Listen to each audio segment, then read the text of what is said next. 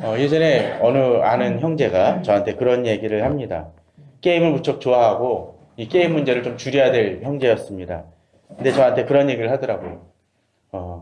제가 목사님, 제가 이번에 한 수십억을 벌었습니다. 라고 이야기를 했습니다. 게임으로요. 근데 이 게임 그 돈은 현실의 돈이 아니라 그냥 게임 머니입니다. 그럼 어느 날인가 또 들어와서 목사님, 잔고가 바닥이 났습니다. 제가 그런 질문을 했습니다. 그렇다고 해서 현질은 하지 마십시오. 현질이 뭡니까? 현금을 질러서 그 게임 머니를 사는 것을 얘기합니다. 게임 머니가 뭐 수십억, 수백억이 된다 할지라도 그것이 현실에서 쓸 수 있는 돈은 아니었습니다. 물론 무슨 게임 도박장 같은 데는 그에 해당되는 돈을 뭐 창고 가서 바꾸는 뭐 그런 불법적인 일들도 있는 것으로 알고 있습니다. 그러나 그 게임에서는 그런 일들은 불가능합니다. 그 돈이 어떤 때 수조 원이 쌓이는 경우도 종종 듣곤 합니다. 그러나 그 돈이 쌓인다고 해서 나의 삶에 있어서 도움은 전혀 되지 않습니다. 제가 관계하는 크리스찬 북뉴스에도 포인트라는 게 있습니다. 서평을 많이 올리면 포인트가 쌓여 있습니다. 연말 여러 가지 저기를 하면서 대표 되시는 분이 이러면서 뭐 이러이러하면 포인트가 쌓이고 뭐 그런 얘기를 합니다. 제 포인트를 살펴봤더니 한 15만 점 이상이 되더라고요. 그래서 제가 물었습니다. 그런데 이 포인트는 뭐에 쓸 수가 있습니까? 뭐 다른 데 같은 데서는 뭐 책을 사거나 뭐 그런 걸 할 수가 있지 않습니까? 그랬더니 사실은 쓸 수 있는 것은 없습니다. 권리를 이야기합니다. 그래서 제가 농담 삼아 그랬습니다. 저는 그렇게 권리보다는 사탕 하나라도 바꿀 수 있는 게 필요합니다. 그런 것 같습니다. 우리가 마음이 편안할 때는 좀 언제입니까? 통장에 잔고가 좀 많이 쌓였을 때일 것입니다. 우리 성도님들은 통장 잔고가 얼마나 쌓였습니까? 얼마 전에 어느 예능에서 보니까 어느 출연자가 은행에 가서 자기 잔고를 확인해 보니까 7천 얼마가 남아있는 것이 나옵니다. 그럴 때 좀 답답할 겁니다. 아니 요새 같은 경우는 마이너스 통장까지 있으니까 또 어떤 때는 돈을 빌린 거는 잘 드러나지도 않으니까 사실 답답할 겁니다. 그럼 우리는 야 이번에 참 문제가 많았구나라고 느낄지도 모르고 내년엔 이 문제를 어떻게 해결할까 생각도 들지 모릅니다. 사업하시는 분들도 마찬가지일 겁니다. 대변 차변을 했는데 적자라면 답답할 겁니다. 그럼 우리들은 그런 사람들 보고 어떻게 저렇게 장사도 못하고 또 돈 관리도 못했냐라고 이야기를 할지 모릅니다. 그러나 저는 부부 상담이라든가 몇 가지 얘기를 할 때 또는 교회 문제로 어려움을 겪는 사람들한테 가끔 충고하는 것이 있습니다. 부부관계에 있어서 대변 차변을 한번 따져보라고 얘기합니다. 적자인지 흑자인지. 또는 교회 문제에 있어서도 그런 얘기를 합니다. 교회 분란이 있었을 때 사람들과 갈등을 일으킬 때 정말로 그들이 초기에 개척을 할 때 쌓았던 그 놀라운 정들이 그 정들보다도 지금 일어나는 갈등이 더 큰 것인가라는 문제를 생각해 보라고 얘기를 합니다. 근데 참 많은 교회들이 이 예전에 쌓았던 그 정들이 훨씬 더 큼을 많이 봅니다. 그리고 그 정이 너무나 몇 배로 큼에도 불구하고 지금 일어나는 문제로 인해서 헤어지고 죽자 살자 싸우는 모습들을 바라보곤 합니다. 또 어떤 사람들은 이 세상에서 수천억을 벌었을지 모릅니다. 그러나 그 인생이 행복하지 않음을 봅니다. TV에서 나오는 막장 드라마 같은 경우, 아니 그냥 막장 드라마까지는 아니도 일일 드라마에 나오는 여러 재벌들 한번 보십시오. 그 재벌들이 행복하게 사는 거 한 번이라도 보신 적 있습니까? 없는 것 같습니다. 현실도 그리 다르지 않을 것 같습니다. 아니 잘 사는 것 같은데 그러지 못한 사람들이 실제로 많이 있을 것입니다. 잘 산다고 생각을 하는데 그렇지 못한 것이죠. 오늘 본문은 우리들에게 그러한 지혜를 가르쳐 주는 것 같습니다. 이 세상 속에서 우리들이 이 연말을 바라보면서 결산했을 때 혹시나 적자이고 파산 인생은 아닌지 돌아보게 하고 정말로 우리가 어떻게 이것을 극복해야 될 수 있을지를 가르쳐 주는 것 같습니다. 오늘 본문은 처음에 그렇게 시작을 합니다. 11절, 12절에서는 오직 너 하나님의 사람아 이것들을 피하고 의와 경건과 믿음과 사랑과 인내와 온유를 따르며 믿음의 선한 싸움을 싸우라. 영생을 취하라. 이를 위하여 내가 부르심을 받았고 많은 증인 앞에서 선한 증언을 하였도다라고 말씀합니다. 우리를 뭐라고 부릅니까? 오직 너 하나님의 사람아라고 되어 있습니다. 이 얘기는 어떤 것일까요? 나의 소속이 어떠한지, 내 정체성이 어떠한지를 먼저 이 바울은 디모데에게 이야기해주고 있는 것입니다. 우리는 세상의 사람이 아니라 사단의 자식이 아니라 무엇입니까? 하나님의 사람들입니다. 그러기에 하나님의 사람이기 때문에 세상 사는 사람들과는 다르게 살아야 됨을 먼저 주지시키고 있는 것입니다. 디모데 연서를 끝내면서 바로 이것을 얘기하는 거죠. 이것들을 피하고 또 어떤 것을 쫓고 따르라고 합니다. 특별히 12절에 있어서는 믿음의 선한 싸움을 싸우라고 얘기합니다. 싸워야 할 싸움이 있다라는 거죠. 근데 싸워야 할 싸움이 있는데 깨닫지 못한다면 그 전쟁은, 그 싸움은 실패할 수밖에 없습니다. 싸울 때 어떤 일이 벌어집니까? 영생을 취할 수 있게 됩니다. 특별히 후반에서는 그렇게 얘기합니다. 이를 위하여 내가 부르심을 받았고. 이것을 통해 보면 어떤 것을 알 수 있습니까? 하나님의 사람인데 이 부르심을 깨닫지 못하고 사는 사람이 있을 수 있다는 것입니다. 저는 2018년을 끝내면서 우리가 이것을 먼저 깨닫길 원합니다. 내가 부르심을 받았다는 거죠. 이를 위하여. 그럼에도 불구하고 그저 세상에서 얽매여서 세상 사는 방식으로 살아갔다면 우리의 삶은 내 통장에 수백억이 있다 손친다 할지라도 모든 일이 잘 풀리고 집을 사고 모든 것이 잘 된 것 같아도 무엇입니까? 파산한 것입니다. 그 싸움에서 진 싸움을 사람이 돼버린다는 것이죠. 이를 위하여 내가 부르심을 받았고 그 부르심을 받은 것처럼 살았는지를 우리가 돌아봐야 될 것입니다. 그런데 우리에게 그냥 이렇게 너 이렇게 살아라 라고 얘기하면 우리는 좀 답답할 겁니다. 처음 가본 길을 무조건 가보라고 하면 답답하겠죠. 아무도 안 해본 것을 나만 하라고 하면 답답할 것입니다. 사실 주의 일을 행하다 보면 또 그리스도인을 살다 보면 그런 고통을 겪는 경우들이 많이 있습니다. 그렇지 않습니까? 하나님 왜 내게 이런 시련을 주셨습니까? 라고 이야기를 합니다. 하나님 왜 나만 괴롭힙니까? 라고 얘기할지 모릅니다. 저 집사님, 저 권사님은 나보다 훨씬 잘 되는 것 같은데. 그럴 때 마음에 시험이 들고 답답합니다. 하나님 내 마음을 몰라주시는 것 같습니다. 그런데 바울은 이 선한 싸움과 부르심을 받았다고 얘기하면서 한 가지 예를 듭니다. 그렇게 살아간 사람이 존재한다는 것이죠. 누구십니까? 바로 13절, 14절에서는 바로 예수 그리스도입니다. 그 예수 그리스도는 어땠습니까? 그 그리스도 예수가 이 12절에서 제일 마지막에 선한 증언을 하였도다. 많은 증인 앞에서 선한 증언을 하였도다라고 얘기를 했는데 다시 13절에서는 선한 증언을 하신 분이 하나 나오죠. 그리스도 예수십니다. 근데 이 그리스도 예수께서 두 군데에서 두 사람 앞에서 두 사람이라고 하기는 하여튼 두 곳에서 증언을 합니다. 선한 증언을. 첫 번째 누굽니까? 바로 하나님이십니다. 바울이 증언을 하면서 그런 얘기를 했죠. 내가 하나님 앞과 사람들 앞에서 어떻게 합니까? 내 자신을 돌아본다고 얘기합니다. 하나님과 사람을 다해 항상 양심에 거리낌이 없기를 힘쓰노라고 사도행전에서 바울은 이야기를 합니다.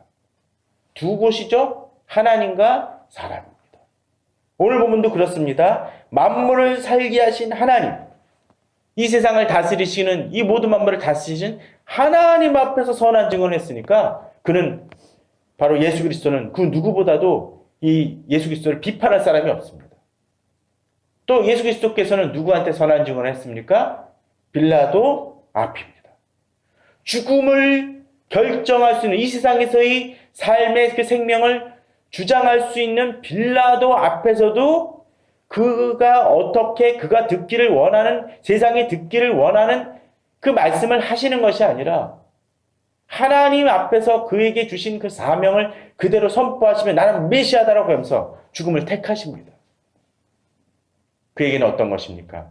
세상 권력도 두려워하지 않았다라는 것입니다. 우리는 우리 삶이 힘들다고 얘기하고 왜 나만 이런 어려움을 그리스도인이 산다는 게 이렇게 힘든 일이군요 라고 이야기를 하지만 누가 먼저 사셨습니까? 그리스도 예수께서 그렇게 사셨다는 것입니다. 그러니까 그 예수 그리스도께서 사신 삶을 놓고 이제 디모데에게 명하고 있는 것입니다. 바로 그 우리보다 먼저 그렇게 사신 삶을 사신 예수 그리스도가 다시 내 앞에 나타나실 때까지 앞서 부르심에 합당하게 살아야 될 이유가 우리에게 있다라고 바울은 이야기하고 있는 것입니다. 우리가 이것을 잊어버릴 때 헷갈리기 쉽습니다. 이것을 잊어버리니까 우리 삶은 꼬이게 되고 불안하게 되고 답답하게 됩니다. 바로 이것을 극복해낼 수 있어야 되고 이겨낼 수 있어야 할 것입니다. 15절 16절에선 그에 대해서 예수 그리스도에 대한 이야기를 등장을 하지만 우리는 오늘 본문은 이 뒷부분에 과연 그렇다면 어떻게 살 것인지를 좀 집중해 보았으면 합니다. 특별히 17절에서 19절입니다. 제가 읽어보겠습니다. 내가 이 세대에서 부한 자들을 명하여 마음을 높이지 말고 정함이 없는 재물에 소망을 두지 말고 오직 우리에게 모든 것을 후히 주사 누리게 하시는 하나님께 두며 선을 행하고 선한 사업을 많이 하고 나누어 주기를 좋아하며 너그러운 자가 되게 하라. 이것이 장래에 자기를 위하여 좋은 터를 쌓아 참된 생명을 취하는 것이니라 라고 되어 있습니다. 여기서 본문을 자세히 보게 되면 세상을 쫓는 사람과 그렇지 않은 바로 부르심에 합당하게 살아가는 한 사람을 이야기해 줍니다. 먼저 세상의 모습을 좀 보겠습니다. 17절이죠? 17절 앞에 뭐라고 되어 있습니까? 어떤 사람이 등장을 합니까? 부한 사람입니다. 부하다는 건 뭡니까? 부유한 사람 아닙니까? 좋죠?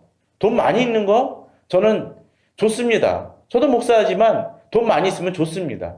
저는 우리 성도님들이 돈 많이 있기를 원합니다.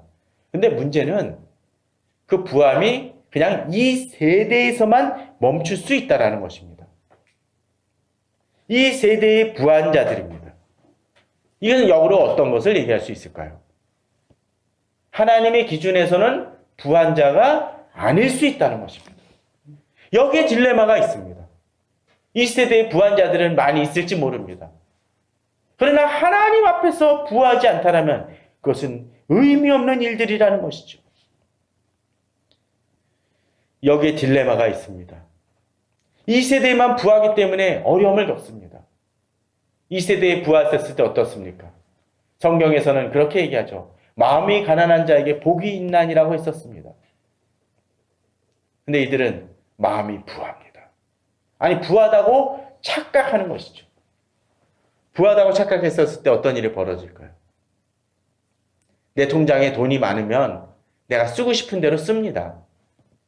그것이 어떻게 쓰이건 대체로 허랑방탕하게 쓰건 간에 내 마음대로 씁니다. 모든 것을 할 수 있다라고 믿고 착각합니다.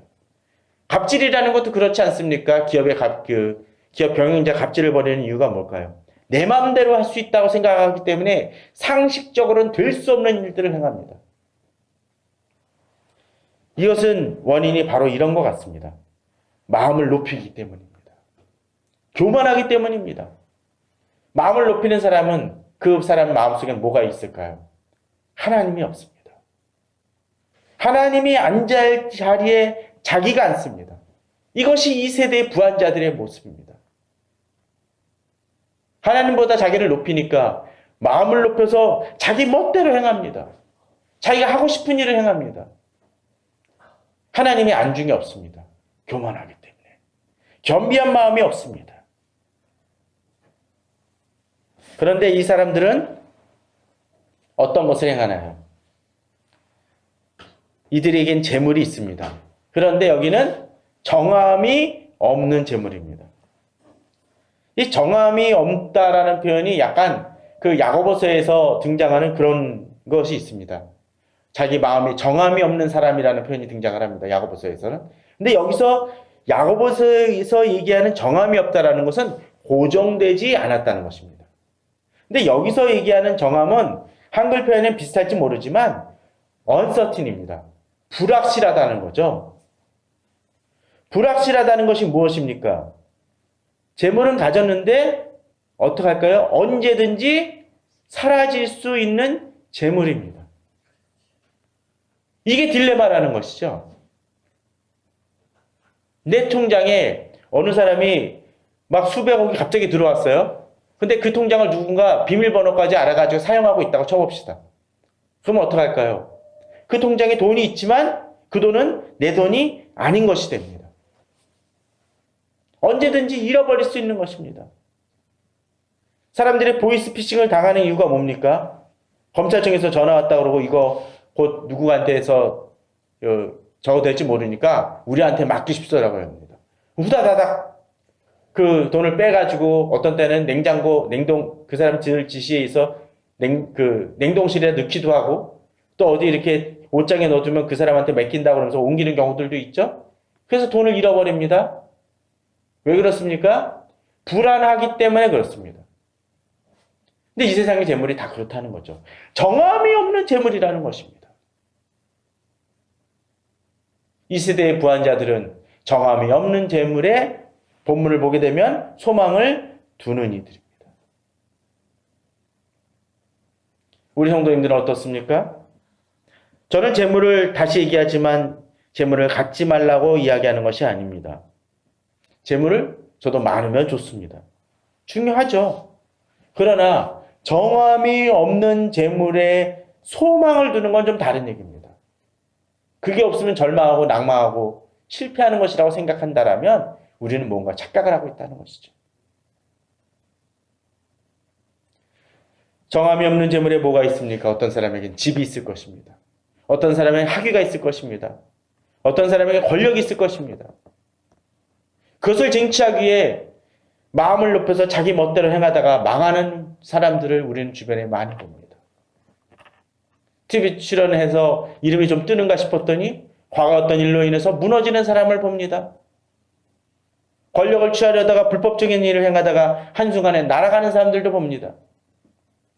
돈은 많이 벌었지만 불법적인 돈으로 벌어서 그 모든 것을 빼앗기는 사람들도 환수당한 사람들도 봅니다. 무엇이 문제입니까? 정함이 없는 재물에 소망을 두고 자기 멋대로 행하기 때문인 것이죠. 세상에 있는 재물은 불확실한 재물입니다. 그에 반해서 다른 사람들이 있습니다. 19절입니다. 이것이 장래에 자기를 위하여 좋은 터를 쌓아 참된 생명을 취하는 것입니다. 앞서서 그 사람들은 어땠습니까? 이 세대의 부한자들인 반해서 오늘 본문은 참된 생명을 취하고자 하는 사람들이 있습니다. 부하긴 하는데 이 사람들도 부하죠. 근데 어디다 지금 무엇을 취하나요? 좋은 터를 쌓아서 이것을 취한다는 겁니다.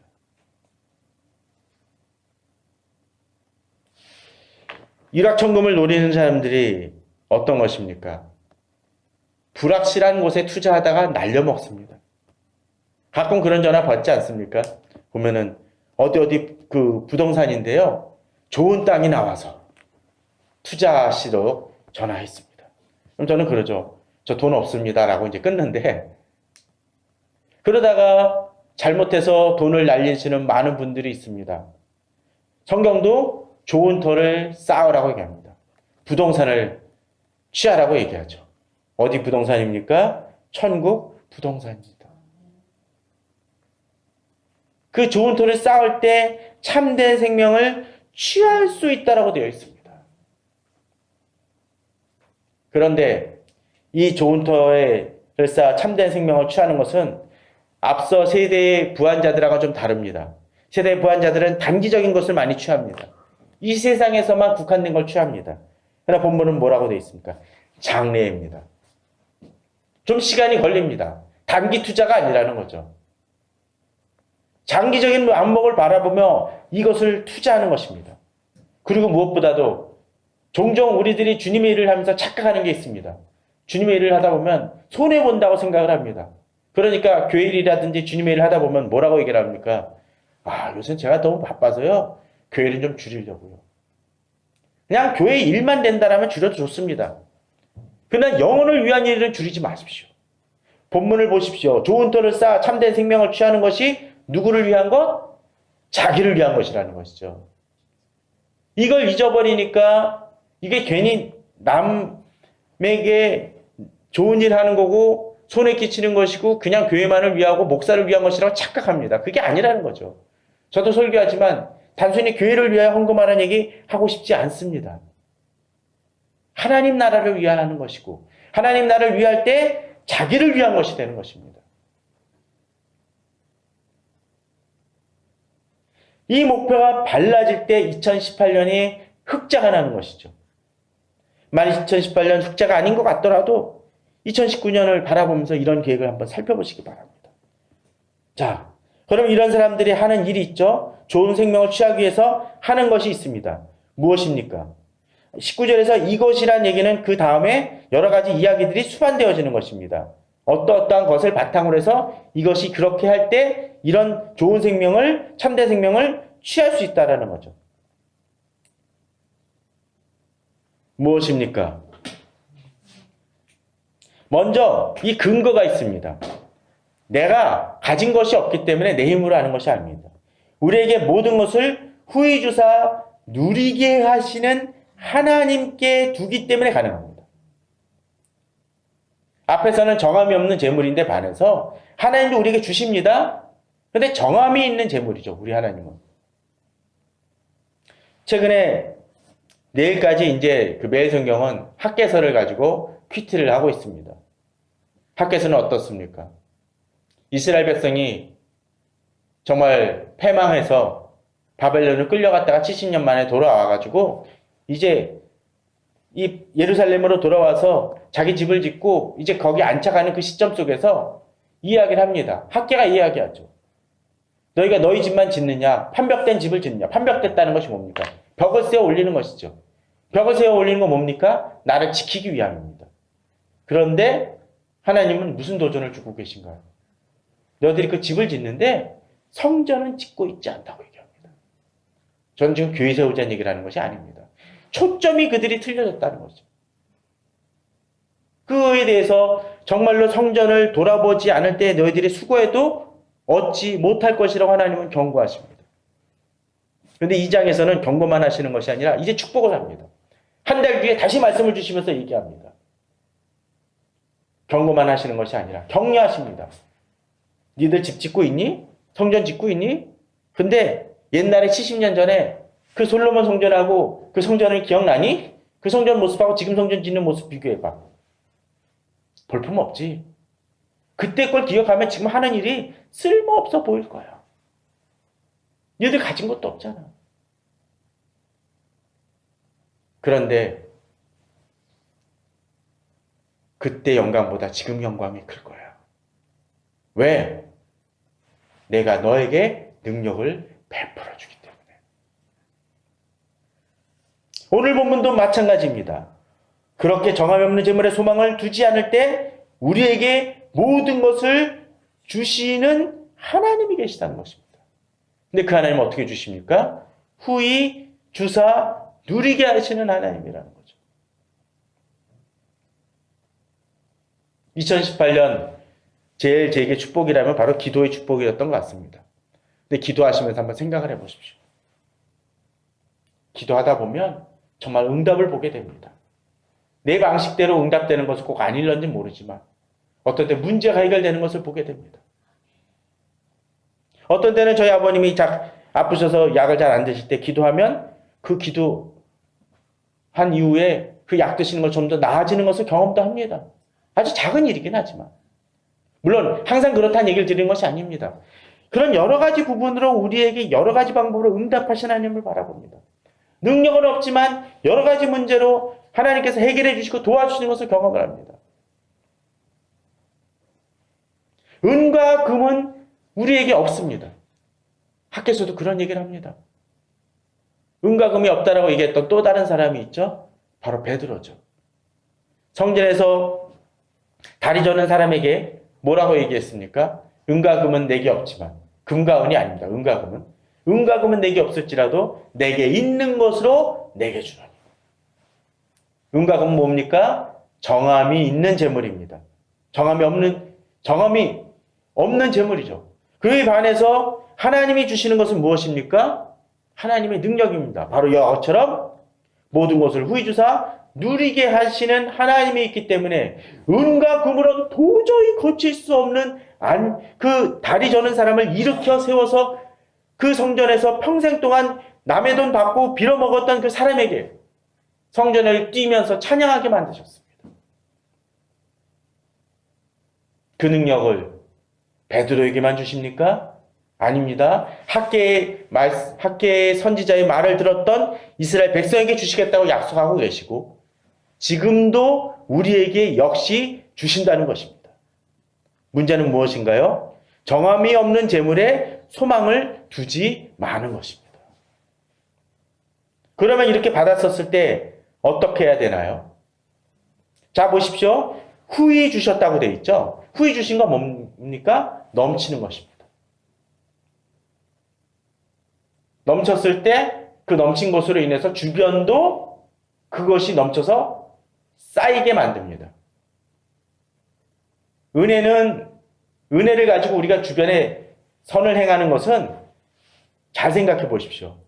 내가 지금 요만큼 10개 갖고 있는데 이 항아리에 10개 딱 차고 이 반밖에 안 찼는데 이제 그 상태 속에서 나눠주는 게 아닙니다. 물을 부니까 어떡합니까? 자연스럽게 넘쳐서 흘러 넘치는 것입니다. 후히 주셨기 때문에 가능합니다. 18절에 나옵니다. 선을 행하고 선한 사업을 많이 하고 나누어 주기를 좋아하며 너그러운 자가 되게 하라.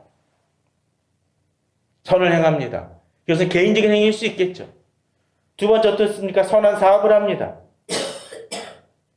남에게 덕을 끼치고 주의를 이루어갑니다. 또 어떻습니까? 나누어 주기를 좋아한다라고 되어 있습니다. 하나님이 후히 주사 누리게 하셨기 때문에 가능합니다. 내 의지로 나눠주라는 것이 아닙니다. 정함이 없는 재물에 소망을 두지 않기 때문에 이러한 일들이 벌어지는 것입니다.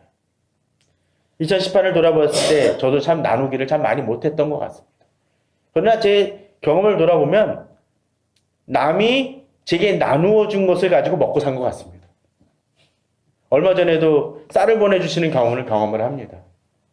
또 어떤 분은 또 다르게 여러 가지로 채워주시는 경험도 합니다. 그분들이 제가 돌아보면 많은 것을 가지신 분이 아닙니다. 근데 왜 나눠주시는 이유가 뭡니까? 바로 하나님이 그들에게 베푸시는 것을 누릴 수 있는 사람들이기 때문에 가능합니다. 저는 그런 면에서 우리 성도님들이 진정한 흑자 인생을 살기를 원합니다. 세상이 보기에는 이 세대의 부한자들이 있습니다. 이 세상의 기준 속에서. 그러나 다시 말하지만 그 재물은 정함이 없는 재물이라는 것이죠. 그러나 우리의 장고는 그들의 눈에는 우리가 적자일처럼 보일지도 모르지만 하나님께서는 우리들에게 많은 것을 베푸시고 행할 수 있는 능력을 주십니다. 또 그들 속에는 우리가 별로 통장 잔고도 별로 없고 가진 것이 없는 사람 같지만 본문을 보십시오. 장래에 자기를 위하여 좋은 터를 쌓아 참된 생명을 취하는 자들입니다. 우리는 부동산 투기를 잘하고 있습니다. 2019년도 그렇게 하십시오. 주님을 바라보며 정말로 내가 우선순위를 두고 달려가고 있는 것이 무엇인지 돌아보기 바랍니다. 지금 당장의 내 통장의 잔고 때문에 흔들리지 마시고 주님 은행 잔고가 어떻게 되는지를 돌아보며 주께서 주시는 그 땅을 바라보며 꿈을 꾸며 달려가는 우리 성도님들 되시기를 바랍니다. 그런 차원에서 2018년을 잘 정리하시고 2019년을 꿈꾸시는 우리 성도님들 되시기를 주님의 이름으로 축원합니다.